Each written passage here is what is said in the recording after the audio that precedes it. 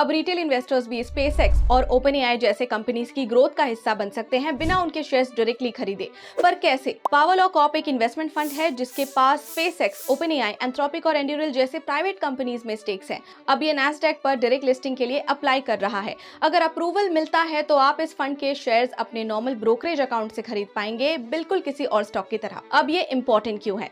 क्योंकि private market usually सिर्फ बड़े इन्वेस्टर्स के लिए होता है। रिटेल इन्वेस्टर्स को एंट्री तब मिलती है जब कंपनीज ऑलरेडी काफी ग्रो कर चुकी होती हैं। लेकिन ये मॉडल सिंपल नहीं है। पावरलॉ प्राइमरी राउंड्स में डायरेक्टली इन्वेस्ट नहीं करता, ये सेकेंडरी ट्रांजैक्शंस के थ्रू एम्प्लॉइज और अर्ली इन्वेस्टर्स से शेयर्स खरीदता है। इसमें एसपीवीज और फॉरवर्ड कॉन्ट्रैक्ट्स जैसे कॉम्प्लेक्स इंस्ट्रूमेंट्स भी यूज होते हैं। मतलब कि हर इन्वेस्टमेंट का एक्सपोजर इक्वल या फिर स्ट्रेट फॉरवर्ड नहीं होता। और risk, private companies limited financial data share करती हैं, फंड का शेयर प्राइस उसकी एक्चुअल वैल्यू से नीचे ट्रेड कर सकता है और मैनेजमेंट फीस रिटर्न्स को इम्पैक्ट करती हैं।